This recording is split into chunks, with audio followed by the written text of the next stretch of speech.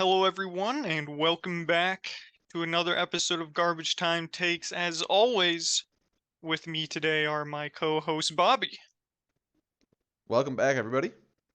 and Dennis. That's right. That's right. Here we are. And, boys, it has been a very busy sports week. NBA playoffs, NHL playoffs, all advancing to the second round since our last episode. But before we get into that, first, we must cover the last couple rounds of the NFL draft. Bob, you had some concerns after the first round when we did our recap directly after the first round ended last Thursday. I told you to trust the process a multitude of times. And, Brad Holmes went out on day 2 and day 3, did some work. Bob, what are your thoughts on the draft overall? You know, not too bad, not too bad, in my personal opinion. Um, I think if I were Brad Holmes, I would have done some things differently. But I'm not Brad Holmes, and I'm not paid to do what Brad Holmes does. So, my opinion is clearly secondary on the matter. Um, I was a little surprised right off the jump when we immediately went tight end in the second round. I thought we would go tight end. But I wasn't convinced that it was going to be a high priority, like second round selection. I thought maybe we'd go, since we went linebacker day one, maybe we would go get my defensive tackle I was looking for on day two. Early in the second round did not happen. Ended up with Sam Laporta at that 34 pick, which I think is a good pick. I've seen from what I've read about him, a lot of people are quite high on him. Iowa tight ends always seem to, pan out. And guess what? The last tight end that we had from Iowa was pretty solid. I mean, didn't turn out to be quite everything we wanted him to be, but he definitely was more than adequate. I mean, we were able to ship him out. That second pick in round two, Brian Branch, really, really like that pick. I think I got him at a steal of a value. We traded up a little bit to grab him. I saw some mocks that had him going in the first round easy. Yeah, your best pick was your Another fourth pick. reason, another reason to completely disregard the opinions of mock draft analysts, but I that's mean, I completely get that, but at least other people think that there's a lot of talent there. And I'm glad that we were able to bolster the secondary. Some people were kind of wondering how are we going to address the secondary because we brought in a lot of 1 year, 2 year guys. We need a little bit of depth. Brand Branch not only is a guy that can come in and play for us immediately, but also provides depth. We went Hendon Hooker. That was maybe the story, I guess, of the later rounds. That we pick up Hendon Hooker at pick number 68 with that final pick in the second. Look, you know what? Out of a lot of the QBs that we could have taken, if Brad Holmes was going to select a QB in a later round, I actually don't mind Hendon Hooker as opposed to a lot of the other guys. I really enjoyed watching him in college. A little bit of a dual threat. 70% completion percentage. Last season, almost 500 rushing yards as well. Which, I mean, a little bit of a dual threat. And we knew that the Lions definitely had a hole at backup for sure. I mean, we had Nate Sudfeld, but how much are we really relying on Nate Sudfeld to come in and keep the ship afloat in the event that we really needed to win some games? I like Hendon Hooker quite a bit, and I mean, who knows? Maybe he turns into something long term. Clearly, that if you're taking him in the second round, clearly that's at least a hope. But I like that. We finally went defensive tackle. Finally. I mean, it's. Hilltoppers, Bobby. The Hilltoppers. How are we feeling? I mean, he's all everything that I could ask for in a defensive tackle build wise. 6'5", 337 pounds. I mean, talk there you about go. a clog There you in the go. interior. I mean, I hope this man turns into something big. I mean, clearly if he's that size and moving around like he does, there's definitely a lot of potential out there. I don't know much about him. I didn't watch a lot of Western Kentucky football. I'm not gonna lie to you, Dennis. But No, neither you did know I. what? Neither did I. I'm happy. And then rounds 5 and 7 just fell out some depth spots at tackle and wide William and receiver. Mary. A couple of spots that you could always use an extra guy. Especially after we lost some of our deeper depth guys. Due to that whole gambling ring that was going on. And then of course offensive tackle. There was always a thought that we might take another lineman, and we did address that late. Wow. I mean, a lot to digest there, definitely. I mean, Derek, I feel like I should let you speak next here. Sure, Dennis. You made a good point. There is a lot to digest there, but you know what sums it up really, really easily? Next gen stats sum it up really, really easily. So I'm going to share with all of you my screen. Let me make sure I share the correct screen here. Hopefully you all can see this. Yes. So here we have behind the second tab the top 5 teams who had the highest average player score by Next Gen Stats to give sort of an overall grade for each team's draft class.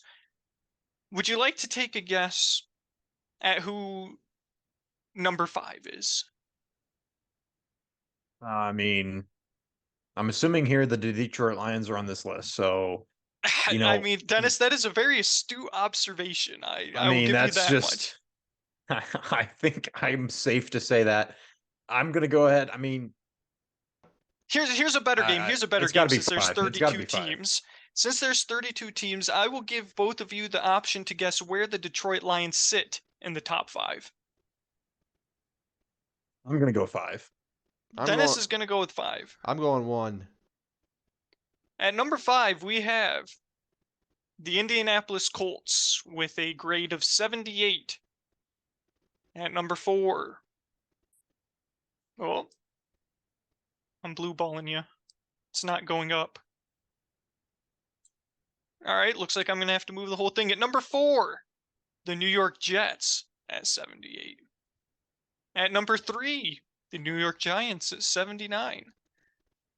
At number 2, the Tennessee Titans. And at number 1, the Detroit Lions, baby. The Detroit Lions with the number 1 overall draft score according to Next Gen Stats average of the team's top 7 picks. Bob, did I not tell you that Brad Holmes knew what he was doing? Or did I tell you that Brad Holmes knew what he was doing and that everyone needed to relax?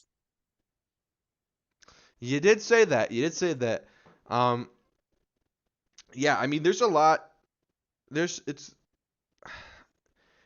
think that really what Positional value is overrated. I mean, positional value is a little bit overrated. But I think what had people a little bit up in arms as compared to last year around this time is that, last year it was really clear where we were going from the jump. Everyone and their mother knew we were taking Aiden Hutchinson.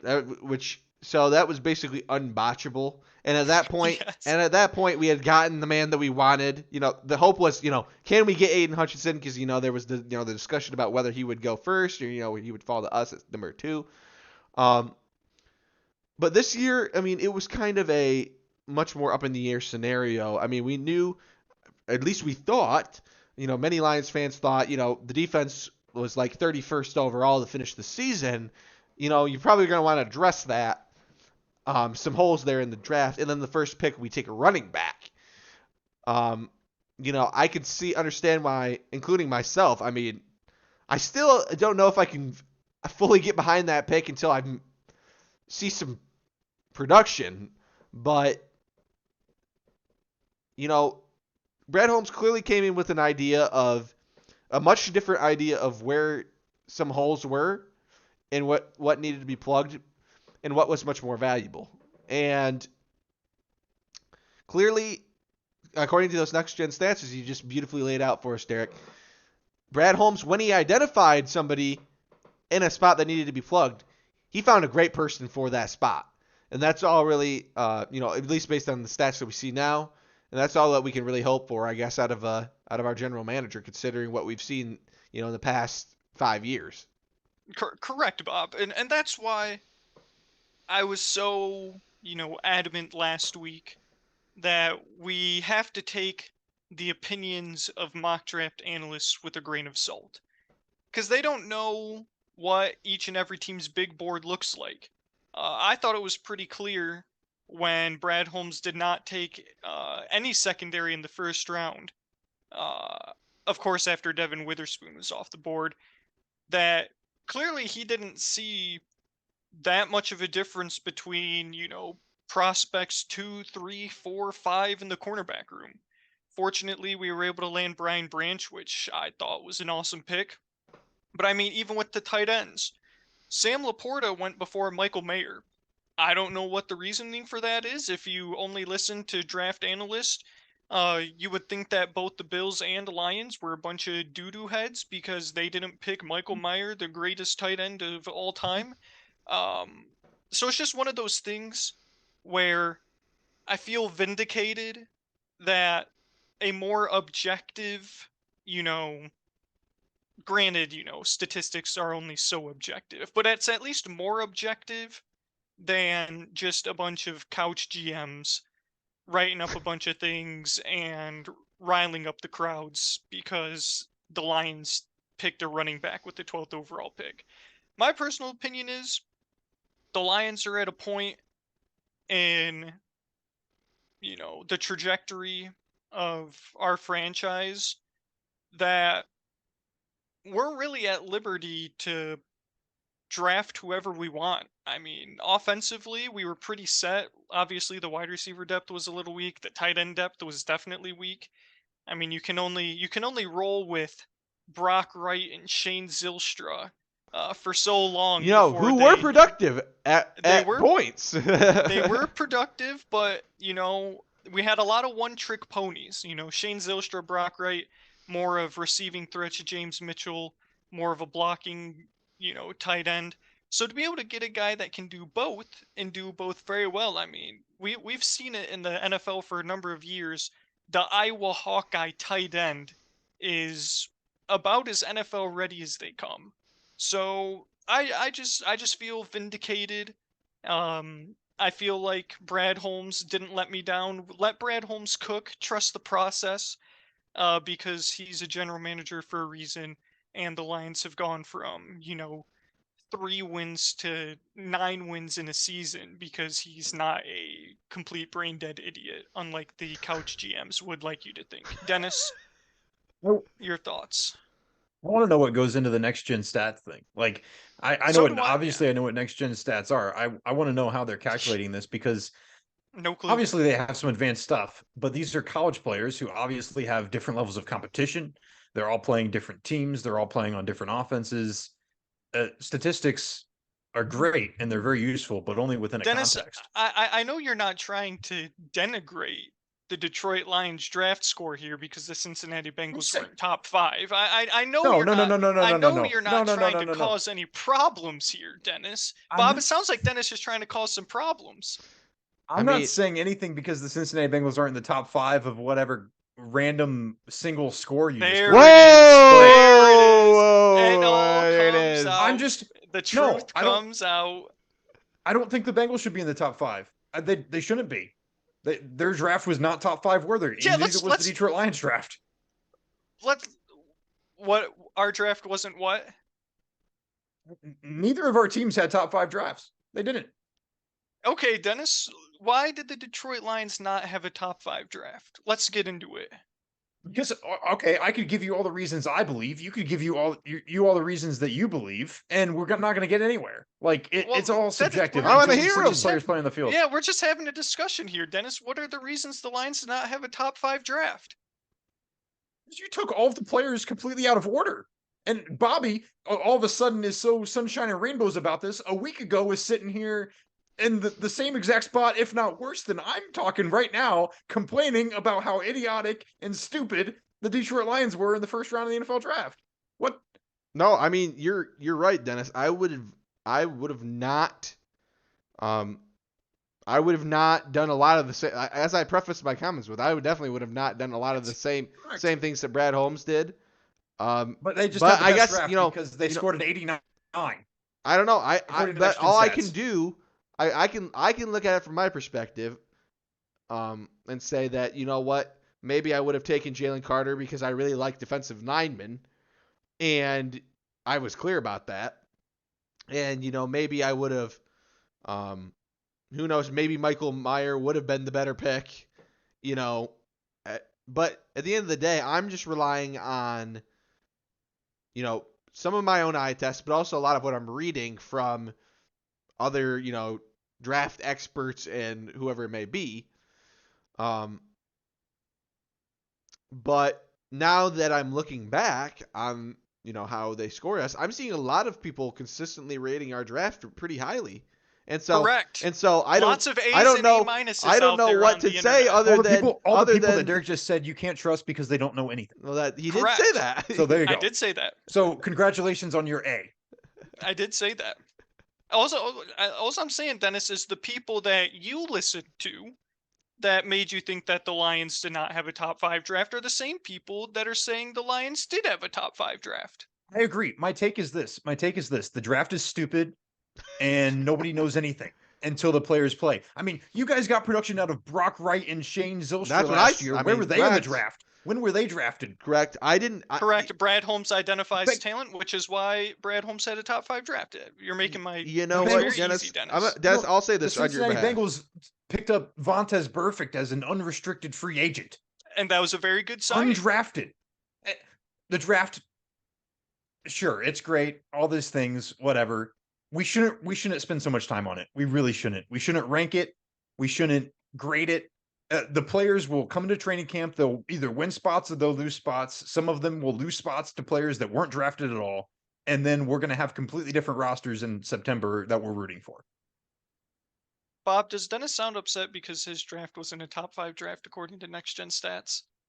Dennis sounds like I could find some reporter from NFL Nation or ESPN or Bengals beat reporter that ranked us with the number 1 draft, and you could go find the same thing for the Detroit Lions, and Seahawks fans could find that for Seahawks, and the Titans fans could find it for the Titans.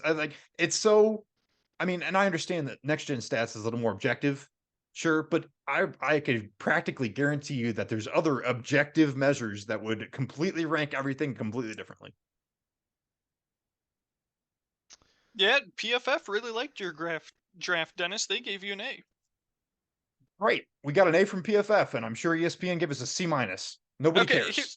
So besides the fact that the Lions allegedly reached based on the opinion of mock draft analysts who aren't in on the big boards, and that's why Dennis believes the Detroit Lions did not have a top 5 draft. Why did the Cincinnati Bengals not have a top 5 draft, Dennis? Why did we not have we didn't have enough picks to have a top 5 draft, and we picked 28th because we're a good freaking franchise and we have good players on our roster already. Bob, I'm not going to you know, lie. I Derek- don't understand how that doesn't give Dennis a top 5 draft. That Yeah. doesn't really speak to the players that they drafted. Derek, this just sounds like a guy that's, has a good team, so he, doesn't care about the draft at all. He back a few years ago, Dennis, Derek, I'm going to speak on this. How quick Dennis forgets what it was like to be a bottom of the barrel franchise, because just a few years ago, this was all Dennis could wait for every year, the draft. He wasn't talking about who cares, you can find any rating we want. Where. He was talking Because we already have good players. He was talking about who the heck are the Cincinnati Bengals going to draft to get us out of this hole, get us out of this mess. Then it was Joe Burrow, and then it was Jamar Chase. And I didn't hear Dennis saying, "Oh, it doesn't matter. We just got to see him play on the field." He was saying, "Oh man, they played together at LSU. They were so good. This is going to be the run of a lifetime." You know what? Okay. This is No, that's this not is- true because this is I didn't nothing want but- Jamar Chase. I thought Jamar Chase was a dumb pick, and look how that turned out. I was wrong. I'm saying when we have opinions right after the draft, it doesn't mean anything. I thought that we were dumb because we didn't take Penei Sewell and we took Jamar Chase instead, and look how that turned out for me. I looked like a freaking dummy. because I was completely wrong and the Bengals were right. Dennis just doesn't want anybody to have. Dennis just doesn't want any low tier teams like the Detroit Lions that we had barely a 500 season. We're trying to get a little excited. He doesn't want us to have any hope and faith because the draft. We screw the draft. Let's just show up and play football. Dennis Weaver style. Which we're all gonna No. see him play. We're gonna see him play. But the whole point is, we're invested. Fans are invested in this process, and this is all that gives Overinvested. Houston Texans fans and Detroit Lions fans until like 1 second ago, and Cincinnati Bengals fans until 1 second ago, hope for the season. Because once the football gets played, we just knew it was going to go south, Dennis. Dennis, I must ask you this. What is the point of the NFL draft if not to make impulsive, rash, over-the-top, exaggerated takes on how good all of our picks are? What is the point if not to do that? Exactly, Derek. You just made the point for me. That's the only point of the NFL draft. And doesn't that sound dumb? No, that's the Dennis. Because it's the only thing that gives people hope. We have no football, Dennis, for another 3.5 months. 3.5 months we have no football for. I don't remember when the Hall of Fame game, but I feel like it's in the middle of August. Dennis, what else are we supposed to do? Just say another draft class is come and gone, and until they get on the field, we can't be excited about a darn single one of them. That's the Dennis Weaver take right there. That's what I heard. You don't spend this much time on the NFL draft. Is sure it's important, and I heard this take right before the draft this year. It's important. And I'm starting to agree with it. The draft should be just right after the Super Bowl. Just get it over with, get it done, and then get it out of the way. We spent far too much time on this. Dennis, then we would have 6 months to wait before there was football again. Like every other sport in America, except the NFL, who just captures us for the entire year, and we're just captives. As it should be. Dennis. That sounds like great marketing to me. That sounds like good. I could not imagine going February. I could not imagine going February to August without a single shred of like new football to be excited about other than free agency. We get Super Bowl in February, then we get the free agency period in late March, early April, then we get the draft at the end of April, and we get, voluntary OTAs or whatever is going on right now. And then there's nothing until spring minicamp. Summer minicamp. Look at it from this perspective, Dennis. You could be the NBA, which does the same thing that the NFL does, but they also have a draft lottery that everybody has to tune into to figure out which picks you're even picking in. Yeah. And that's awesome. I love tuning in every year as a Pistons fan and sweating it out, Derek. To see, we're gonna be sweating, Bob. We're gonna be sweating. To see it, and then after we inevitably get hosed, we have to go on Twitter and immediately, I'll be looking for Derek to immediately start blasting off on Twitter as he's known to do. Okay, I need to backtrack here a second because we've gotten into a territory in which I'm saying things that I don't actually believe. And so I need to clarify what I need to clarify what I'm saying. I need to clarify clip it and ship it. Please clarify, Dennis. I don't think that the NFL draft being held in April is stupid. I like having football year round, even if it is because of a draft, if it's because of free agency, I like all of that. My take is we don't know what the future holds, just like we don't know when a game is about to be played, what's going to happen. We can project all these things. There's going to be first round busts, and there's going to be fifth round rookies that come in and lead teams to the promised land. You just don't know. And we spend far too much time trying to know, and it's a fool's errand. That's my take.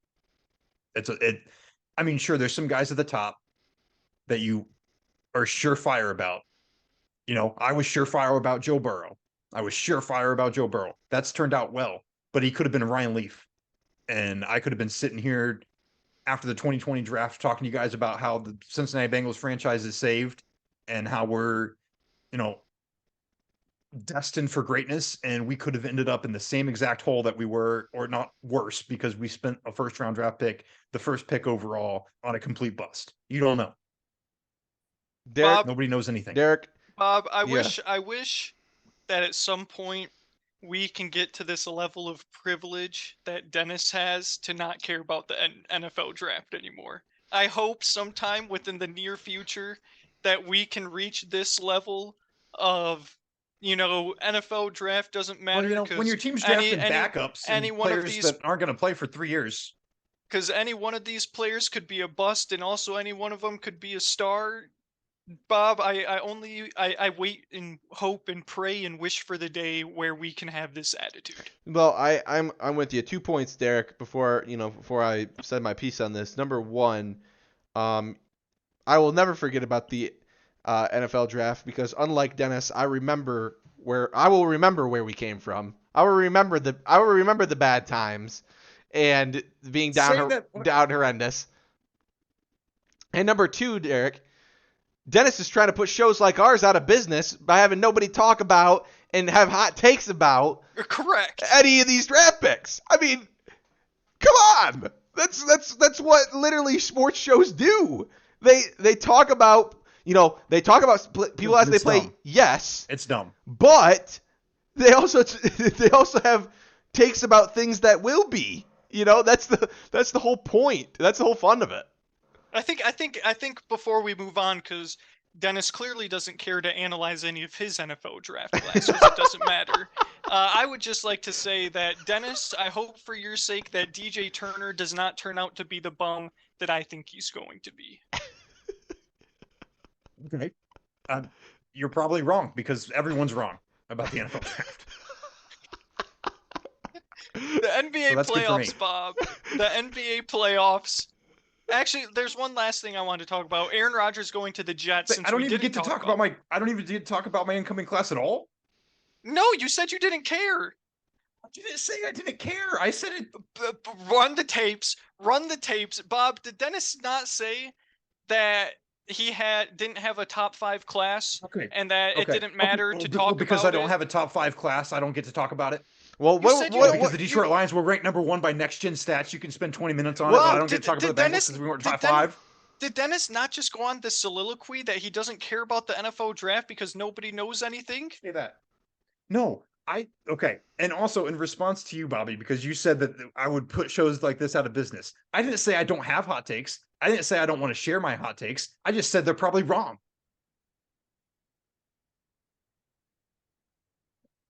We're probably wrong. I'm is he probably frozen? wrong. Oh no, No, I'm not Bob's frozen. I'm not frozen. Rob's not frozen. Bob's not frozen. I'm just allowing Dennis to say his piece about the Bengals draft class. I have opinions on the Bengals draft class. Of course I do. I'm a fan. That's what being a fan is. I agree with all of the. I'm just saying that we read too much into it, and the people who are supposed to know what they're doing don't know what they're doing. I certainly don't know what I'm doing, and nobody should listen to anything. Derek, one final comment before Dennis evaluates the draft class. That he allegedly I doesn't don't care get to. about. I don't get to because I don't care about the draft. So go ahead, NBA What playoffs. about- and what about- I'll what about catch you guys in the- 30 minutes? What about the we're drafting backups and guys that'll play in 3 years? We are, Thank you. which is why it was a good draft for us. But it doesn't make it a top 5 draft. Dennis, go ahead and evaluate the Bengals draft class. I was just under the impression that you didn't care to talk about the Bengals draft class after. I actually don't know who they draft. I'd like to hear. No, you want to hear it? Yes. Okay, so the more I thought about, and keep in mind, everybody out there listening, all of this doesn't mean crap because I don't know anything. I thought that the Bengals had a pretty solid draft class. I don't think it was a top 5 draft class, and I don't think it was a bottom 5 draft class. I like the talent that they brought in, and I don't know, far from knowing everything, but I thought from a strategic point of view, from what I can understand, it made a lot of sense. And the more I thought about taking Miles Murphy, the defensive end out of Clemson in the first round, the more I fell in love with it because the the strategy and the plan is clearly there. You know that you're going to have to sign Joe Burrow. You know that you're going to have to sign T. Higgins. You know you're going to have to sign Jamar Chase. And this is something we talked about last week, Bobby. I remember you kind of brought up the whole, okay, well, you're going to have receivers kind of thing. You know that you're going to have to sign those dudes. And okay, take a look at the payroll right now. Pull up the Bengals payroll. The second highest player on the team is Trey Hendrickson, defensive end. How are you going to, get under the salary cap, not re-sign the other highest players on your roster, aka your star defensive end, and replace him with, I don't know, maybe a guy in the draft who's taken in the first round who has 2 years of professional football under his belt now because you've let him rotate in and play behind Trey Hendrickson for 2 years by the time you actually have to say goodbye to Trey. So I thought it was genius. Because when we're going to need that money to actually put those contracts on paper, put pen to paper, we're going to have a defensive end in the wings, in theory, that can step right in and is going to be on a rookie deal and all that fun stuff. I was a little disappointed to hear Derek's take on DJ Turner. I immediately texted him when we made that pick, and he did not give a raving review, which was a bit disappointing. I mean, not to interrupt, Dennis, but go ahead. I mean, Please do. Do you remember all season how many times I blew up the group chat? I just with didn't know that why was is... who it was. Yes, I didn't. that was the man, Dennis, who caused me so It's much tough. pain and so tough. much frustration and so much turmoil. And I really do. I hope that he is not the bum I think he is, but being the fastest corner in the draft only means so much. Yeah, no, I agree. I think that's a fair take, and you definitely know way more about him than I do as as an avid and But I dedicated do know Michigan fan. nothing. So I do know nothing. it's correct, as do I. I thought that the Fame Camarena says we know nothing. correct. I thought taking the safety battle out of Alabama was a fantastic pick, but once again, I know nothing. I thought that was a good pick in the third round. I mean, we're going to need more guys in that secondary after losing Jesse Bates and Von Bell in the offseason to free agency. Obviously, I think we've mentioned on the podcast, we're going to need Dax Hill to step up this year. And he maybe will. one of those other guys is Jordan Battle. And I don't know how much field he'll see this year, but he's certainly in line to take over a big portion of snaps in the future of this team. And I think he can do that. It was definitely a need. And then, we finally kind of took our chance on some late round offensive players at the end of the draft. I've heard good things about the running back out of Illinois. Once again, what do those people know? And the Purdue receiver, so Charlie Jones or something like that. And I was a little surprised we didn't take a tight end at all. Derek, I don't know where this all came from. I really don't. I'm sorry, guys. I don't know. I just lost my crap right there. And not all of it was invalid, but some of it probably was. I'm not gonna want to watch this. This is gonna be bad. This is bad. I can assure you of And then we something, took Dennis. I can assure you, the running back from Illinois is a talented player. He looked good. We watched him, Bob. I'm sure you saw him in the Big Ten as well. Illinois fans will tell you he was better than Blake Corum, so take that for what you will. But I can tell you one thing: Illinois fans definitely know nothing. But Chase Brown is definitely a talented back. I imagine he'll fill the Samaje Perine role for you guys. To me, definitely projects more of a Perine than a Joe Mixon type of back. More of a real true runner, I think. And yeah, Charlie Jones made a lot of plays for Aiden O'Connell in Purdue. So I think those are like those, not really shot in the dark, but you saw what they did in college. They have, their floor is higher than their ceiling, is the way I'll put it. They're pretty much about as good as they're going to get. but you'll likely have productive depth at the very least. It didn't feel like anything was too big of a reach, and I also love the fact that we were taken out of the Big Ten. I mean, at least we weren't taken from Western Kentucky and William and Mary. Okay, again, that's Oh, just but I don't know anything. So correct. You don't know anything, Dennis. You know nothing about the storied tradition of the Western Kentucky Hilltoppers and people William probably and said Mary.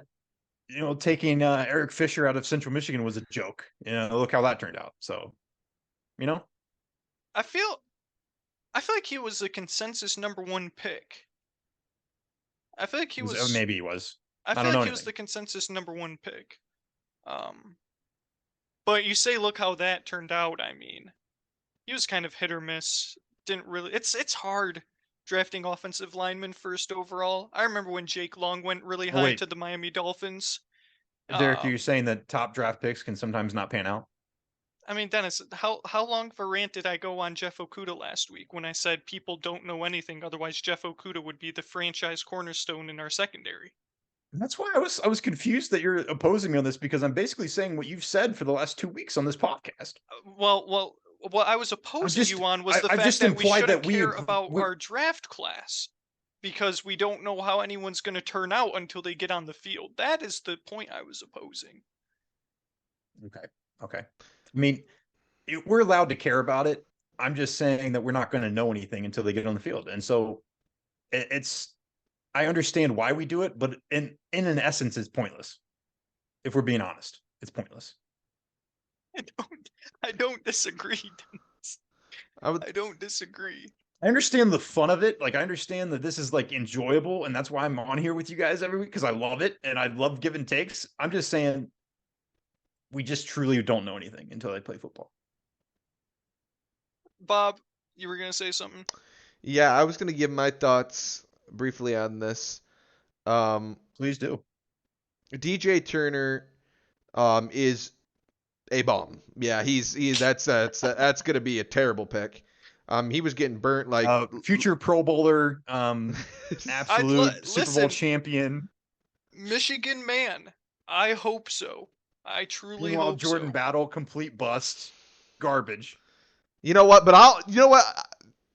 although I might know nothing, I don't give a rip. I will fire my shots out there, no problem. DJ Turner, bum. I do like Chase Brown for you, Dennis. I think that's gonna pan out if I had to put a prediction on that. Would like to also point out that 2 punters drafted in this NFL draft for none other than the University of Michigan Hunter, you. and MSU, baby. 2 punters. That's right. 2 punters, both selected. One of the, I don't know if it was quite the only punters that were taken, but definitely close to it. Taken from the schools right up and down the road. One of them going to you, Dennis. That's right. That's right. Yeah, I think position-wise, Dennis, the selections that you made, like I don't know any, like half of these players I've not really had a chance to evaluate that much. I mean, the Big Ten ones I've seen, but the selection for position-wise is very smart. Defensive end, you made a big point about the fact that there's going to be some cap trouble coming up there. I like to think that. I mean, I think you're correct about this, but I also think you probably know as well as anybody that your window is very soon with some of these cap troubles. Like Trey Hendrickson is probably going to be a part of a team that brings you a Super Bowl. You would think with the talent that he has. You bring in another guy like Myles Murphy. If he turns out this season, that's great. Maybe if he turns out in later seasons, he can keep that relevance going moving forward. And I think that would be your hope at the very least. Yeah. DJ Turner, I think that's going to be a train wreck in a disaster area. But safety, you mentioned that there's, you lost a couple of those guys in free agency. Jesse Bates, Von Bell, wide receiver, Tyler Boyd, like we've all been speculating, Dennis, and I think you would agree, is on the chopping block. You need another slot guy. Charlie Jones can be that guy. You need another running back. Like these are all guys that, although there are some depth pieces here, um, there are some guys that I think could show their face sooner rather than later for you, um, in a variety of worlds. I mean, basically you're one injury away from some of these guys, and Chase Brown is probably starting for you. So, and Brad Robbins is probably starting for you, no doubt, because you had a up and down season last year with your punter, at least from what I can read here by these experts that don't know anything. But yeah, and you added some more depth to the defensive backfield later. But like I said, Dennis, overall, I don't know anything really about their talent for a lot of these guys because I didn't watch Princeton football. I didn't watch, you know. Oh, and here's Dennis making fun of William and Mary, and he's taking dudes who read books and go to school rather than play football. And in the 6th round, he's not going to play. And where was our William and Mary guy taken? 5th round, right? Exactly. Not that much different, Dennis. Also, would like to go ahead. It wasn't a serious accusation. It was more for fun. Go ahead. Yeah. So I'll give you kudos on that front, Dennis. I hope those players do pan out, and that. But it seems like the position wise, there were some smart selections there. I also would like to pay, while we're kind of wrapping up our NFL segment, would also like to pay homage. I don't know if we had a chance to mention this on the pod, to former Bengal Giovanni Bernard, who announced his retirement. Yes. I always liked watching Giovanni. So Dennis, just wanted to give you and Bengals Nation some kudos, and of course to Gio as well, because I know there were many a year that we were talking about Giovanni Bernard hopefully doing something for the Cincinnati Bengals. I was a big fan of Gio. I loved him. He was a really, really tough guy. Even though he was a bit smaller in size, it never really felt like it because he just always was so. Just pop right back up, take a massive hit, pop right back up, riff off 10 more yards. Love Giovanni Bernard. So yeah, congrats to him on a good career. Dennis, I was just looking through because I wanted to give a special shout out to the Michigan Wolverines for having 9 of their 10 draft entries drafted. We have 2 or 3 of them. The Cincinnati Bengals like drafting Michigan football players. Obviously, the aforementioned DJ Turner and Brad Robbins. Last year, you took Dax Hill, and the year before that, you took Chris Evans, who played a small depth role for you guys over the past couple of years. So I don't know, some about the Jim Harbaugh Michigan Wolverines that the Cincinnati Bengals just seem to like. True, it's true. They do. I mean, we just produce quality. We just produce quality talent. What can I say? But DJ Turner, I'll be watching DJ Turner's career very closely, not just because he'll be on the Bengals and they are my AFC team because of Dennis, behind only the New England Patriots. What's that look for, Dennis? They're your AFC team behind the New England Patriots. Yes. I don't have any NFC teams in front of the Detroit Lions. Well, I mean, you can if you want to. If you want. It's not my fault Tom Brady played for the majority of my adolescence and high school years and winning Super Bowls with the New England Patriots. That's fine. You're allowed to be a fan of the New England when Tom Brady was there. I got news, though. I think he retired. For now. We never know with Tom Brady. We never know. That's true. But then, Dennis, if the Cincinnati Bengals played the New England Patriots in the conference championship, I would root for the Bengals. You have my word. I did want to say Jake Moody going into the 3rd round to the San Francisco 49ers, huge Michigan special team stock going up. But 9 out of 10 guys for Michigan drafted that entered their names into the draft. So I just thought that was pretty cool. Bob, Jaden Reed was also a 2nd rounder, I believe. Although he went to the enemy. So he's got an opportunity, though. I feel like he has an opportunity. I mean, there is no receivers except the rookies from last year in Green Bay. And yeah, that's a good spot. Correct. So that's very unfortunate that not only is he an MSU Spartan, but also now a Green Bay Packer, that I doubly root for his demise. Especially because he's likely going to be their return man as well, Bob, since you saw all that needed to be seen with Jaden Reed as a return man for MSU. Do you have any thoughts on Jaden Reed going to Green Bay? Is he dead to you, Bob? Is he dead to you? He's dead to me, Derek. He's dead to me. He's dead to you, Bob.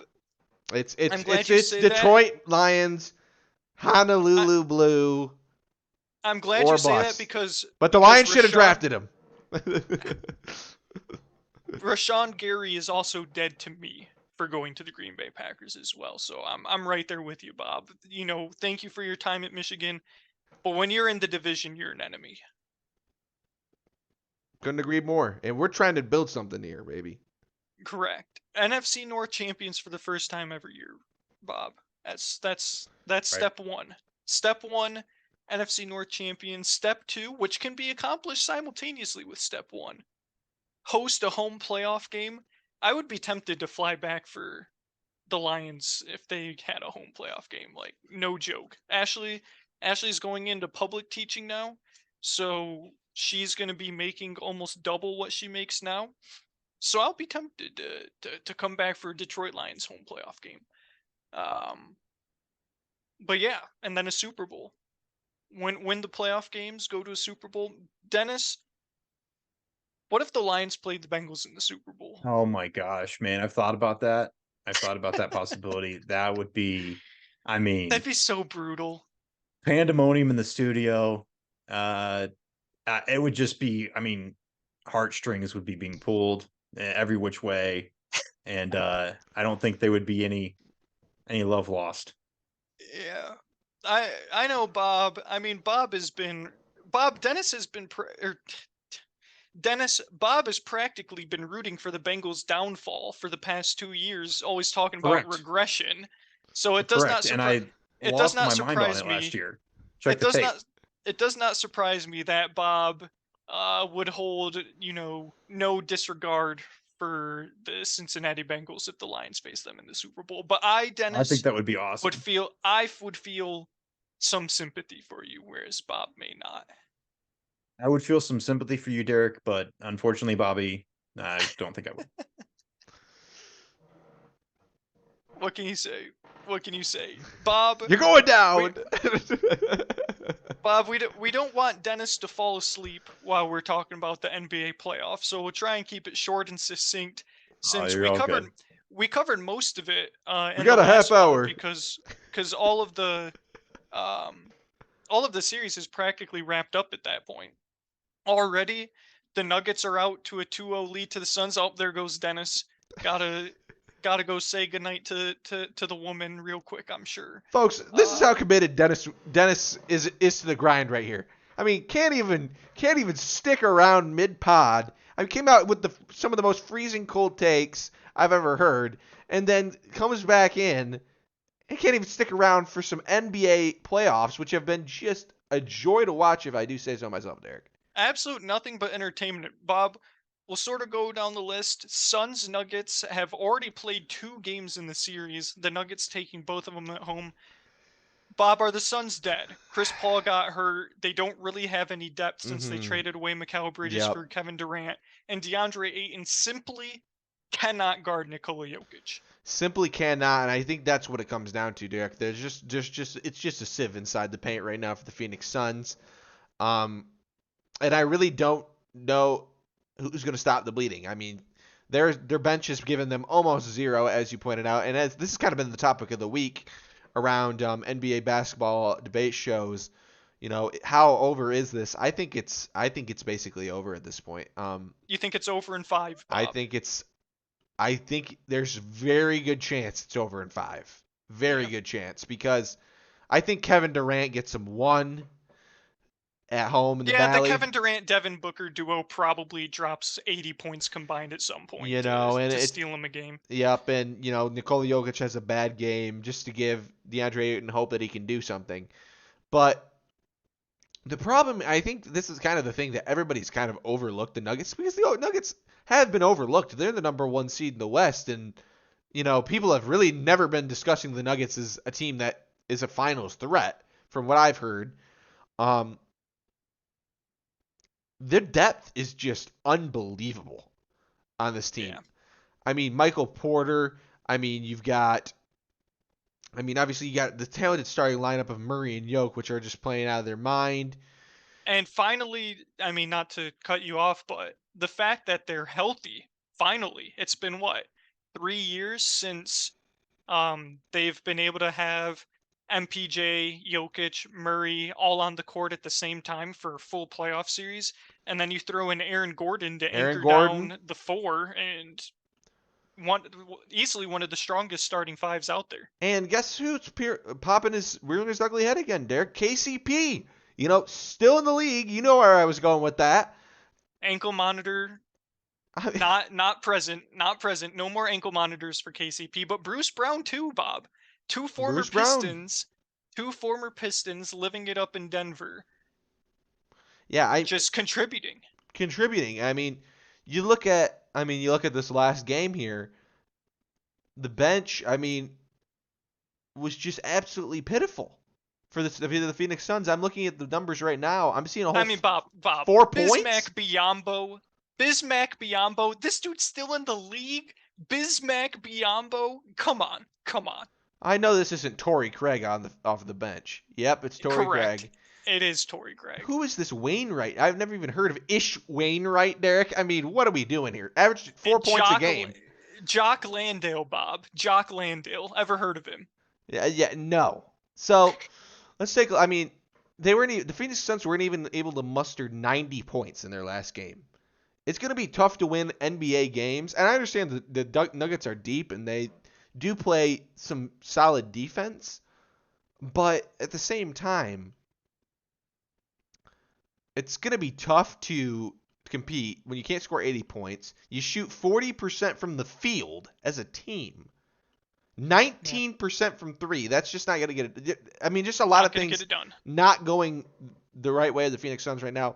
Like I said, I think this is a 5-game, maybe a 6-gamer if somehow, DeAndre Ayton can show a presence in the paint. He can get his on the offensive end. I don't think that's really the issue, but he can't guard anybody, and neither can Bismack Biyombo at about 40 years old. Correct. So that series in my mind is over, Derek. Yeah, hard as a honorary, and Yeah, yep. As a longtime Suns fan, due to the great Steve Nash, Sure. They haven't certainly been. I'm not a diehard Suns fan, but I do root for their success, and it has been tough to watch them just get eaten alive by Jokic in the paint. The other Western Conference playoff series, Bob, the Warriors and the Lakers. The Warriors tie it up at 1 apiece, taking game 2 at home. Really just taking it to the Lakers from the second quarter onwards. Not to mention, Bob, I think it's safe to say the third quarter Warriors are back. Not only did they outscore the Lakers 41-23 to second, but 43-24 in the third. Klay Thompson drops an easy 30 bomb, super efficient night shooting from 3. Steph Curry adds in 20. And this is on a night, Bob, where Kayvon Looney did not get double-digit rebounds. And he'd been an absolute force on the boards, putting up, 20 boards in a game, 18 boards. But the fact of the matter is, Bob, whereas in Game 1 Anthony Davis dominated, he was a near non-factor tonight, unfortunately. Yeah, this series is pretty much going to be, we know what LeBron's going to give you. We know that 1 or 2 role players for the Lakers will step up on any given night. Tonight was Rui Hachimura with another 20-pointer. Game 1, D'Angelo Russell popped off, so you can always count on a role player or 2 giving you 20. But this series really does come and go with Anthony Davis and his matchup versus Kayvon Looney. And tonight, Kayvon did his job, and 127 to 100. You're not going to win too many games only scoring 100 on the Warriors. I'm with you 100%. And I think that it's also worth pointing out that, now going into the crypt for these next 2 games, are the Warriors suddenly going to wake up and realize that they can win some games on the road? Because it's going to be very interesting because, that's the narrative all year long. You would think that, the Lakers should have a very good chance of winning both these games at home based on that pass from the Warriors. But something tells me It's just not going to happen this time around I mean, because what that just yeah, go they ahead. took 2 games in Sacramento? Did the Warriors take 2 games in Sacramento, including the clincher? Yeah. They took at least Yeah, one in Sacramento, I know for sure. So, yeah. um So yeah, yeah, but I guess suddenly they finally figured out how to win on the road, and that just couldn't have come at a better time for the Los Angeles Lakers. This is going to be a dogfight. This is going to go 7 games. I think this goes agreed. 7 games, and we're going to have to see whether Is those it same role is it players over tonight? that could, yeah, it's over. Yeah. Dang. Okay. So Um, 1-1. Gotcha. 1-1. Yep. And so I think it's just going to be the same thing we've seen, Derek. And I said this from the jump. It's going to be a matter of, like you pointed out, can Anthony Davis be all day Davis? And when it comes down to the game sevens, the elimination games, can those same guys that have been stepping up, and one or two of them have been giving you 15 to 20, can those same guys do it again? Because Because Steph Curry might mess around and drop 50 in the single highest scoring Game 7 playoff game of all time. because we know Steph Curry in game sevens, normally he's not very good. So Except except last for series. the last series, that was the exception. Yeah. So it'll be very interesting. Yeah. Moving into the East, another game that tied the series up 1-1, the Celtics. You sort of saw this coming, I think, Bob, after they let a game slip away with, some James Harden heroics. You usually get one of these a series from James Harden, and then he disappears the rest of the series. Certainly there's a different dynamic there for the Celtics guarding the Sixers with no Joel Embiid in the lineup. Saw a lot of Boston fans saying they wanted Joel Embiid back in the lineup since the Celtics were very successful in the regular season against Joel. And I didn't really watch this game. I don't know how healthy Joel looked particularly, but the Celtics almost won by 40 points. I mean, 121 to 87, really taking control of game 2, just absolutely wiping the floor with the Sixers and righting the ship from what was, I'm sure, a very disappointing game 1 finish. Yeah, I mean, I think if you're the Sixers, you're happy to get away with one of these for sure, considering that Especially yeah. Joel Embiid was hobbled. I mean, he only had 9 field goal attempts in game 2, completely unlike Joel Embiid. Um, I think that, I mean, really, I think Boston had the advantage coming into this series, in my mind. But I think that really, if Joel Embiid was healthy, potentially the Sixers would have the advantage now. But I think that he's just going to be too hobbled for any serious resistance to be mounted. And James Harden, as you pointed out, 2 for 14 in this performance, and 0 for 6 from 3. Not good enough, not nearly good enough. Um, it's just a matter of, can Joel Embiid return to form quick enough? I don't think that's going to happen. And I mean, you got to remember that this was a game where Jason Tatum scored 7 points. So you're going to be in trouble if that continues. I think that this series is also on a 5-game watch, Derek. Don't be surprised. That's kind of my sleeper prediction, that the Celtics will win the rest of the games, but I think 6 maybe at most. Yeah, I'm right there with you, honestly. I mean, the Celtics really did dominate the regular season series. The Celtics have dominated the Sixers in the playoffs dating back to last year too. So yeah, just feels like one of those series matchups where one team just has the other's number, and it feels like the Celtics have the 76ers number Wasn't regardless even of whether. wasn't even a 10-point game at half. Wasn't Yeah, even a 10-point game no, at half. it was. I was watching it because I was like, surely the Celtics are going to come out and really just take it to Philadelphia.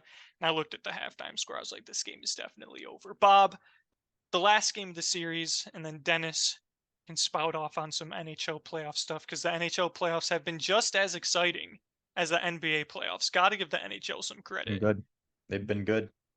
The Miami Heat, New York Knicks are tied at 1. The Heat, similar to the 76ers, were able to steal a game on the road with one of their star players being hurt. That was Jimmy Butler in game 1.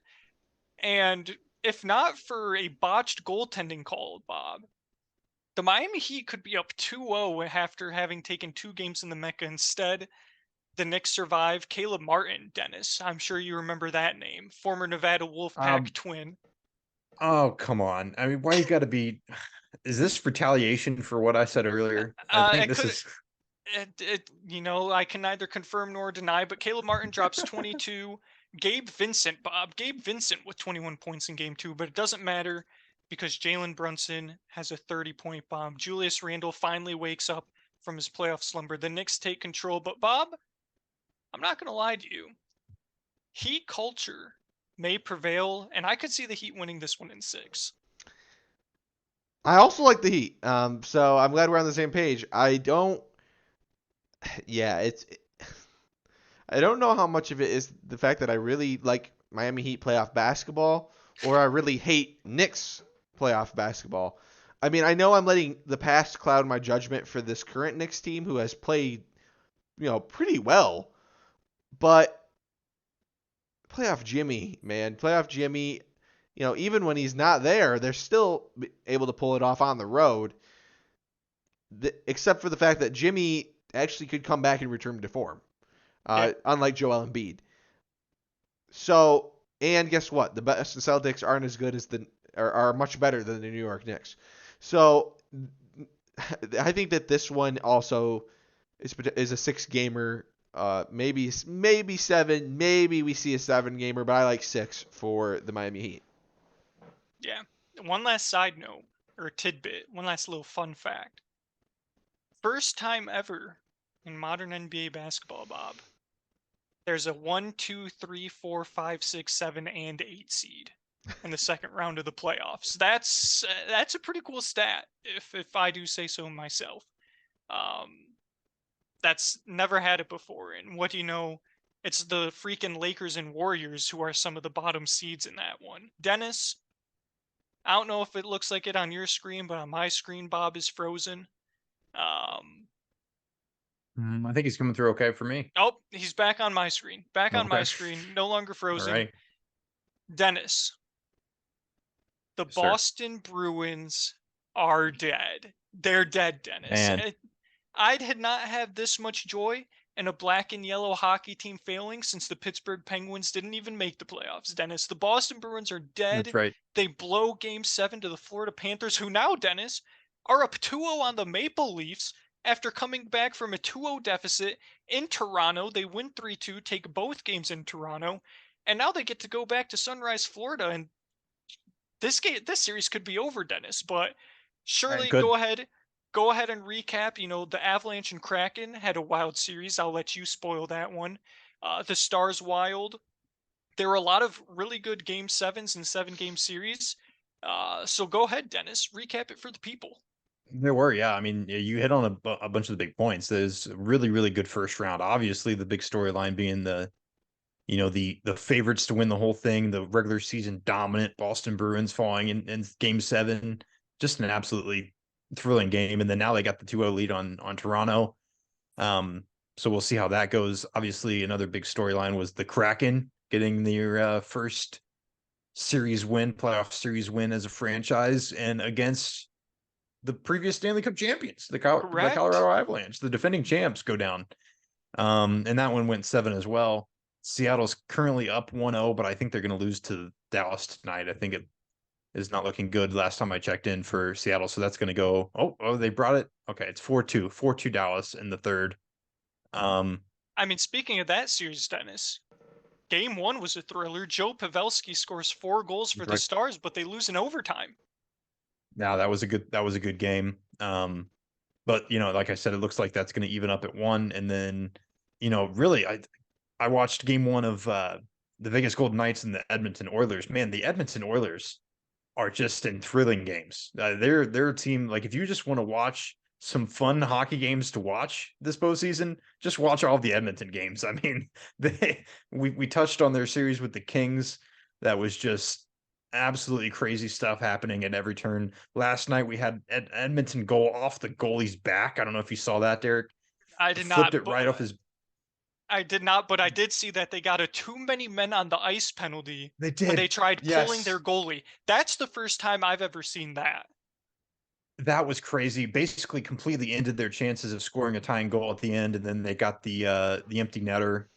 Vegas did to really seal it with a few seconds left. But yeah, the too many on the ice trying to pull the goalie. Essentially, there seemed to be some confusion about whether or not the goalie was they were trying to pull him or not, and he basically just stayed on the ice too long, and they sent the extra skater out, and he was still on the ice. Yeah. So it was the confusion and not a good situation for Edmonton. But yeah, earlier in the game they had a goal that quite literally ricocheted intentionally off the goalie's back and into the net. Yeah. That was good stuff. Yeah, And then and crazily, go ahead. Dennis, another wasted 4-goal performance. Leon Draisaitl scored 4 Right. goals in the all That's right. 4 goals for the Oilers. So two game ones, two teams had a 4-goal scorer. That's a tongue twister, and both of them lost. But yeah, keep going. No, that's most of the stuff right there, and that was a good point. I forgot to bring that up, but the only other series haven't touched on the second round series is the Hurricanes and Devils. Carolina kind of smoked them in the first game. Um, what's the fist pump for, Yeah, Bobby? who's the fist pump for, Bob? Yeah, The Canes or the I'm a Devils? big Devils fan. Big Devils But fan. since when? baby. Oh wow, Who since when? who are you a Devils fan for?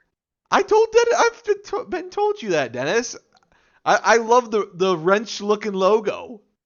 Oh well, yeah. I mean, I do remember that, but I didn't realize we'd gone You from want to hear that the to story behind fandom. this? You want to hear the story behind this? Yes, I yes, I please, had yes. back in my youth. I don't know where this was One in the from, youth. but I had this like action figure goalie, and he played for the Devils. Martin Brodeur. And I was like, you know what? Like I didn't never even watch goalie. Don't even know how, or I didn't watch hockey. I don't even know how we had it. But it was a Devils goalkeeper. Like I don't even know if it had like a number on the jersey or what. But it was. I was just like, I just liked the logo, and I was like, you know what? I'm rooting for the Devils. That's pretty incredible. Fair That's enough. pretty incredible. Fun fact, I don't think you knew this. My brother, shout out Wyatt if you're listening, Rangers fan over the Oh, last couple that's of years. that's Big tough. big Rangers fan, which was tough. But I was talking to him today, and he's not overly upset at the Devils. He's just basically the Rangers played horribly. Didn't Um, didn't the Rangers start the series with a 2-0 lead? they might have. They might have. Well, Shesterkin is just dominant, but he had got no help at the Yep, end of the the series. Rangers had a 2-0 lead, and then the Yep. Devils won 3 straight. The Rangers tied it up, and then the Devils shut them out 4-0 in Game 7. Tough to be a So Rangers yeah, fan. that Devils Devils Canes game 2, I believe, will be tomorrow night. For some reason, maybe it's travel. They're splitting the only so that tomorrow is the only game 2, and then Vegas and Oilers is Saturday night game 2. So they split those between Friday and Saturday. But anyway, yeah, we trudge ahead. Should be some interesting stuff. I think obviously Florida's a hot team right now. We'll see if Toronto can cool them off at all, but that looks to be heavily in Florida's favor. Who knows what could happen in the other series? Looks like Who do we're you gonna have got an even matching series up? in the Western Conference. Who do you got matching up in the Cup, Dennis? Man, if I had to take two teams right now, I've kind of been rallying behind the Oilers in the West, so I'm gonna roll with them. That's kind of been my prediction from the onset of the playoffs, and it's just been a fun team to follow. Um, Honestly, as long as it's not Dallas out of the West, I'm probably okay What do you with have whatever against Dallas, happens. Dennis? I just don't like the city of Dallas. I don't have anything against the Stars, but it's The the Mighty Fair Ducks. Cowboys enough. The and Mighty Ducks. yeah, that's true. I do like the Kraken. I just thought when they became the expansion franchise, it was just such a cool logo and mascot, and I just loved everything about the branding of it. But um, ultimately, I think whoever gets out of the West is going to be the Golden Knights in the Oilers series. I think that team is gonna end up representing the West, and then out of the East, man, I think it's going to be probably a Florida Panthers and Carolina Hurricanes Eastern Final. Um, Boo. and it's just going to be whether or not Florida can keep up this momentum. I'm going to say that they probably don't. It's sort of like I don't know. It's sort of like your 9-10 seed in March Madness. The bet is probably against them continuing the momentum, but it's certainly a possibility. I just think when you have to win 7-game series after 7-game series, it's just going to be tough to do so. But I could be wrong for sure. So I'm going to go officially Oilers and Canes. I'm gonna go. I say, what do you got, Well, Derek? I'm gonna go. I think the winner of the Canes Devils series is the team that gets to the playoffs. That's how I I'm agree with that. feeling. I agree with that. Um, and you know what? I'm gonna go with the New Jersey Devils. Dang it! I'm gonna go with the Devils. Michigan men all over the roster. Luke Hughes. I mean, how about it? And then I'm actually also going to take the Dallas Stars. One, because I don't like Edmonton, because I want the United States to hold the Stanley Cup for as many years as possible. So that's reason number one. No Canada teams. Number two, I really am sick and tired of the Vegas Golden Knights being good. No, darn it, that's who I want. That's who I Yeah, want to face the Devils. I Well, almost Vegas said is just Bob cool. for the memes. I almost said for the memes because I know you like Vegas. I almost said the Devils versus the Knights, but I couldn't bring myself to do it just because I'm tired of seeing the Knights be good, Dennis. I really am. And in the I get same that. I vein, get that. That's why I'm in pulling the for Edmonton. in the same vein, the Seattle Kraken, another expansion team. Yes, I like seeing expansion teams do well, but I mean it's almost a cheat code how much really good talent expansion teams are Yeah. able to get by the way the NHL sets them up, which I have no problem with. I think it's really good because I'd hate to have like let's say I lived in Seattle and I had a really crappy team to root for. That would be no fun. So I am glad that they actually have a good team to root for. I just don't want them to be that good, which leaves Yep. me with no other choice but to root for the Dallas Stars. I mean, it's just I guess if process it's of by default, elimination. It's just the least of the four evils. And I always really liked Mike Modano. So Dallas, I have no problem with Dallas. Bob, we don't even. I mean, feel free to tell us, but I have a feeling it's the Devils and the Knights. I think it is, Derek. I think it is. I mean, the nothing but personal flavor on that one. Um, you know what, Dennis? I'm also have always been a softy for Edmonton as well, Edmonton or whatever. So Yes, the Oilers. that's the so Oilers. I'm not too mad about the Oilers advancing, but the Vegas Golden Knights, baby, America, let's pull this one home. I think if you're, I mean, another personal flavor again, and I'm sure all these series would be great. If you're only going to watch one series, that's the series to watch. I think is Edmonton and Vegas. I mean, that's just going to be completely entertaining. I could see it going 7. Some of these could go 7, but I could definitely see that series going 7. That's going to be a fun one. Agreed. Well, I think that pretty much wraps it up for playoff recaps and projections and just watch the playoffs. Watch as much NBA playoffs as you can. Watch as much NHL playoffs as you can, Absolutely. because Retweet. both sports produce really good series. I think I don't have really anything else to bring up.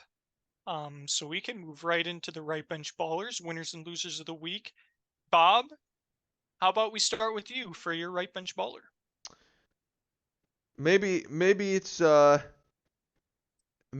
someone that the fantasy baseball owners will know, but you know what? I guarantee you most of America probably doesn't know him.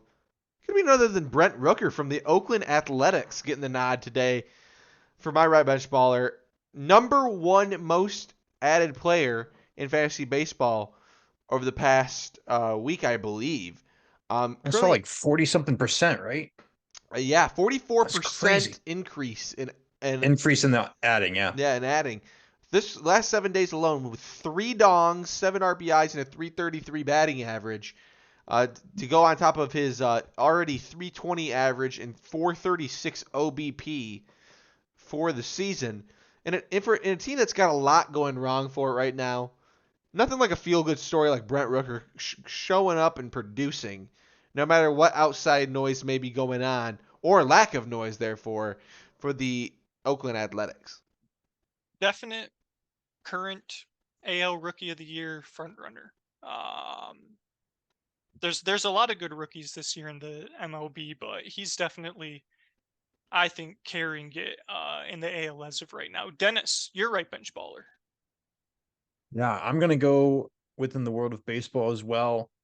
Connor Wong from the Boston Red Sox, kind of similar vein to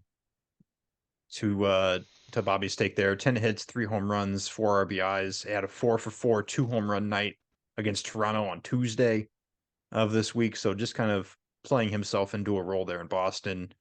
I believe he's a catcher. Yes, he is. So that's my right bench baller of the week. My right bench baller, simply because of what he did yesterday in the Detroit Tigers doubleheader against the New York Mets. Detroit Tigers catcher DH Eric Haas. Eric Haas, that's right, Great Bob. pick. I mean, you got to choose the guy who hit home runs in both games of the doubleheaders. 2 homers, 6 RBIs, 4 hits overall across 8 at-bats. I mean, it doesn't get much better than hitting home runs in 25% of your at-bats in a single day's work. So the Detroit Tigers sweep the New York Mets facing Max Scherzer and Justin Verlander in the series. And the Detroit Tigers all of a sudden 13-17 slowly creeping up the very, very weak AL Central leaderboards. Bob, back to you for your winner of the week. God, really not so not a lot of great choices in my opinion for this week for the winner of the week. But you know what? Agree. As much as I hate to say it, I actually have to go with the Green Bay Packers for the winner of the week. For shipping out Aaron Rodgers and getting what I thought was too much of a return, to be quite honest with you. That the pick swap. Saw a lot of people saying the Jets fleeced the Packers. Yeah, I mean, a lot of people saying the Jets fleece the Packers. I really think it's the other way around, to be Or honest. that's what I meant. That's what I meant. That the Packers fleeced the Jets. Yes, that's what I meant. Sorry. I mean, potentially, getting a first round pick out of that ordeal, in addition to some other picks as well, plus the pick swap, all that already happened. For a 40-year-old quarterback. For a 40-year-old quarterback that Green Bay had no use for. A year, maybe 2.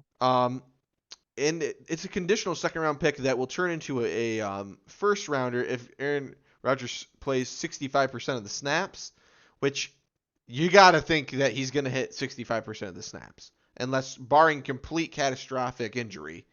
You got to think he's going to hit that. So really, it was a game of chicken between these two franchises of who was going to blink first. I mean, it was really no doubt that a deal was going to get done. It was just a matter of what it was going to be.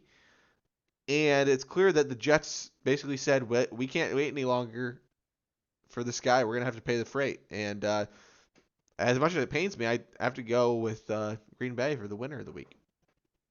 Dennis, back to you. Yeah, this is a bit of a potential cop out, but we already talked about it. I'm going with the Florida Panthers. Knocking off such a favorite in Boston. Game 7, OT, talked about all that. And then throwing the Seattle Kraken in there too for winning their first playoff series. But lower ranked NHL Stanley Cup playoff teams. I mean, Dennis, you even could have went just the state of Miami, or not the state of Miami, the state of Florida for playoff upsets. Because the Miami Heat, yeah. an 8 seed, That's and right. the Florida Panthers, an 8 seed, both pulling off 8-1 upsets. That's right. Pretty crazy. My winner of the week, 2016 NBA basketball fans, because we have LeBron James and Steph Curry facing off in the Western semifinals. Not even the Western finals, Bob. The Western semifinals. Some people are calling it a legacy series for LeBron James. I'm not one of those people. But Bob, I mean, Steph Curry with a chance to, defeat LeBron James before he gets to the Western Conference Finals. Same thing can be said. LeBron James with a chance to maybe potentially put a nail in the coffin of the Warriors dynasty. A very entertaining series, a very important series, and lots of bragging rights on the line. But I know it takes me back to high school and watching those Warriors Cavaliers finals And so to see those two teams going up against each other with Steph and LeBron leading the charge brings you back a little bit. Bob, back to you for your loser. On the other side of the coin, there's something we already mentioned. I'm going to go with the New York Mets for the loser of the week.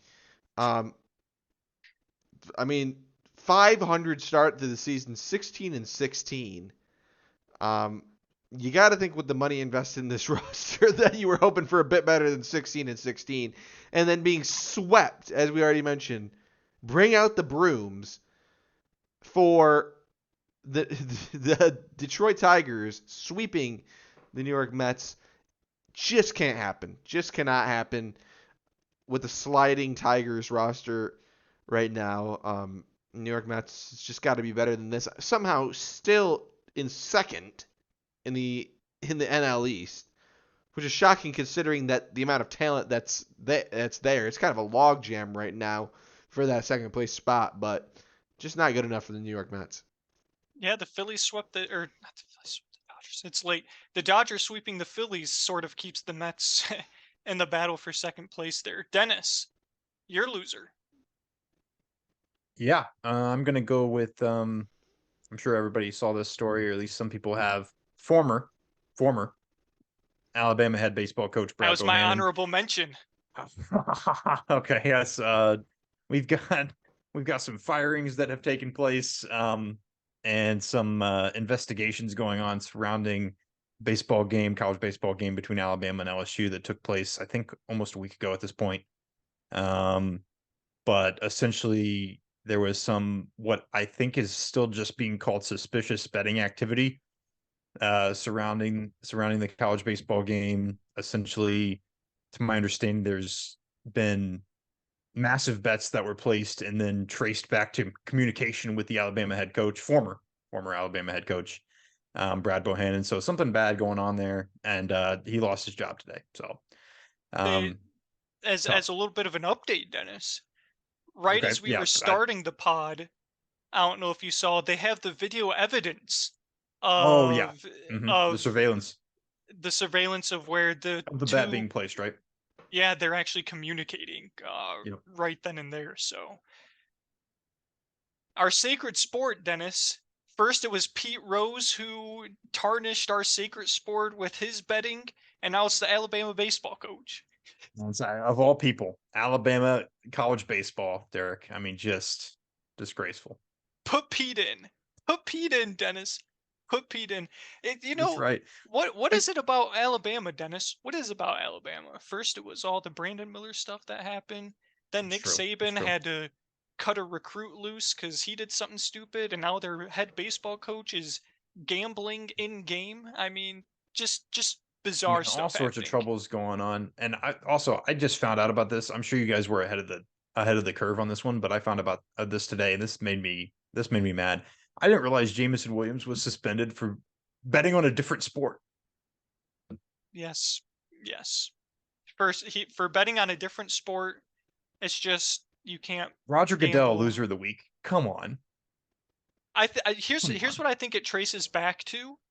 My guess is it probably goes back to like card games and dice games and things like that, and now that rule has just been extended onto sports Yeah. gambling. That's my guess, because like you wouldn't be playing card games and money games at like your place of work, Dennis. Like Bob wouldn't be going into the hospital just shooting craps and putting money on it. So I guess in that sense it makes sense that the NFL would have had a previous rule Yeah. banning gambling on their team facilities for like card games and stuff like that. And my guess is I that rule is just now being applied to online gambling as well. I think it's a dumb rule as yeah. well. But I understand where the spirit of the rule initially came from, but that's just my own personal interpretation. I know nothing Sure. No, more. I get that for sure. And that's pretty much my exact take as well. It's just it This I sucks. think it feels like online does change things for whatever reason, and maybe the spirit of it doesn't change at all. But like if I walked into my place of employment and placed a bet on FanDuel, like nobody's gonna say anything to me. Nobody gives a Correct. crap. Correct. Totally agree. And then my loser of the week, Dylan Brooks. Dylan Brooks, the NBA's biggest fake villain of all time. Not only was he fined $25,000 for his multiple missed media appearances post game because he's a sore baby, crybaby loser, the Memphis Grizzlies have essentially made him their fall guy for losing the series to the Lakers and said that quote, or that, yeah, that quote, under no circumstances, end quote, will Dylan Brooks be a member of the Memphis Grizzlies next year. Um, so I guess that's what happens when you talk but don't walk, and when you poke the bear and then the bear doesn't lose a single game the rest of the series against you. Just all sorts of ineptitude from Dylan Brooks. And Bob, I said it last week. Thank you, LeBron James, for getting Dylan Brooks out of the playoffs because that dude is a bum. Um, but yeah, Dylan Brooks better start learning Chinese because, I mean, how do you even, like, if you're another NBA franchise, how do you bring a guy like that into your locker room? Like, I guess I don't claim to know what the inside of an NBA locker room is like, the atmosphere, the dynamic, what guys think about other guys. But I refuse to believe that there aren't players in the NBA that don't think Dylan Brooks is a complete clown. Like, there have to be within every single franchise people that are like, this dude is a clown, he's a bum, and I don't want him on my team. So I just don't know who's actually going to give him a second chance, Bob. I don't know if you have any thoughts on that either. You know, I think he'll get signed, but it's very hard for me to say who would sign him, Yeah, if that makes any sense. I gotta go sorry, I ahead. gotta Go ahead, backtrack to Dennis. something you just said a second ago because I was gonna bring this up, but I didn't know where to put it in winners, losers, anywhere. You know who doesn't have to learn Chinese, Derek? Hunter Dickinson. Yes, Hunter Dickinson does not have to learn Chinese. I was gonna bring this up a week or two ago because he actually visited Villanova, he did. uh, and I was among many hoping other he'd schools. go But there for you. I was hoping he would too. But I saw that today he decided he will be a Jayhawk. Correct. And So very, very different from learning Chinese. yes, my, you know, I have a very love-hate relationship with Hunter Dickinson. It was mostly love. It was mostly love. Perhaps, I've put in the group chat on a number of occasions calling him a bum. But that was just because I expected more from him, and that's on me. But wish Hunter all the success in the world. It would have been a lot tougher to wish him success if he would have gone to like another Big Ten school, since Maryland was on his list. Like if he would have went to Maryland, he would have been dead to me, straight up. Um, or Kentucky, straight up would have been dead to me. But going to Kansas, it's hard not to like a coach like Bill Self. Just I've never had any problems with Bill Self. I know they've had their, recruiting sanctions and things like that. I haven't really looked that deep into them, but I Now, do Hunter like must have got a sweet deal. I'm sure he did get a sweet NIL deal. I'm sure he did get a sweet NIL deal. I don't think Michigan basketball's NIL packages are that great. Football, they're getting better, but I don't think basketball's quite there yet. But I was hoping, Dennis, that he'd go to Villanova. I thought that would have been really cool. I think Villanova would have Yeah. been top 5 team easy, just like that. You guys are I'm already going to be a top 25 team, no question. Very deep, a lot of talent. Um, but I'm in a Dennis, what? group chat with some people and that they were saying that they saw him on campus when he was Yeah, that's visiting cool. during his visit. I didn't see him, but there was Yeah, some chatter. Yeah. yeah. But yeah, I mean, Dennis, my only concern is what does that say about Kyle Neptune? Because really, Yeah. I mean, the And roster is not a question mark. Villanova's roster is not a question mark. Is Kyle Neptune a good enough coach to bring all those guys together? Because you guys really do well, have. I mean, Hakeem Hart coming in from Maryland is a huge addition for you guys, and the rest of the roster is really good too. it is. And I don't I understand the concern and I've thought about the same thing myself, but I don't think it says too much about Kyle Neptune because you're talking about Bill okay, Self. a second year head coach or Bill Self. I mean, if that's the choice that he's made, I'm not going to blame him for that. And I don't think it says too much about Kyle Neptune. If it was some other, newer head coach in the NCAA that doesn't have the experience and just the track record that Bill Self has, then maybe I would have read more into it. But I'm not reading too much into that. Yeah, I think that's fair. A couple more honorable mentions. I don't know if you guys had any. I do But not. breaking news again right before we started, Bob.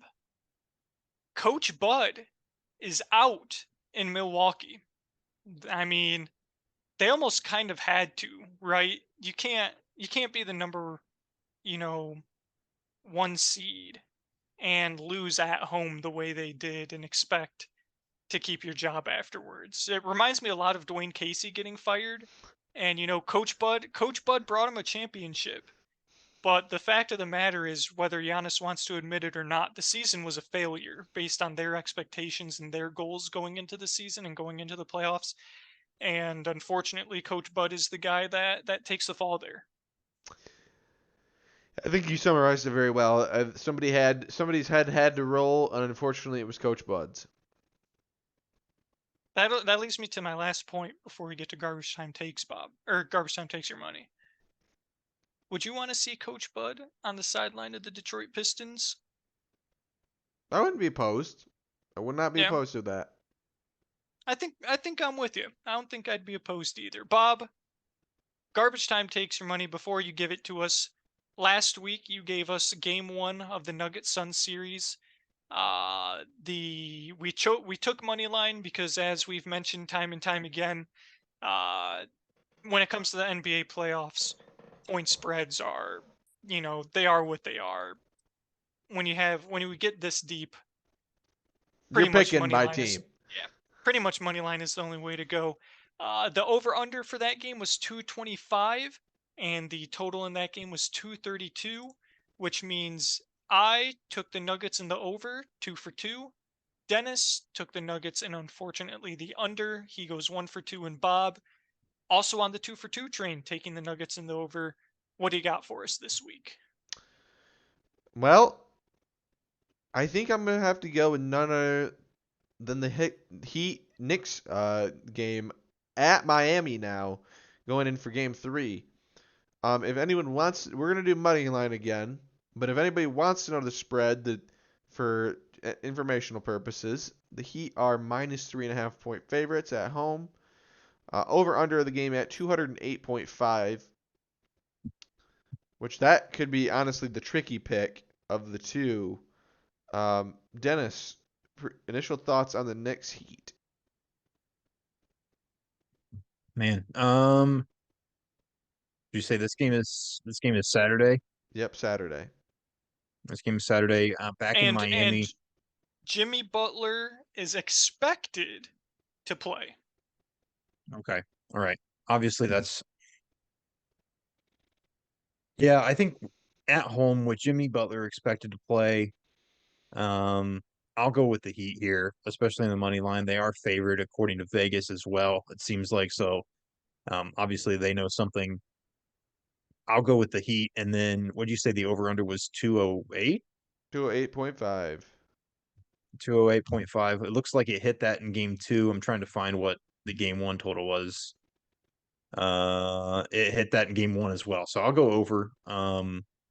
Yeah, hit that number in both of those first 2 games of this series, and then if you get Jimmy Butler back, I would imagine that's going to maybe promote some more scoring. So I'll go with the Heat and the over.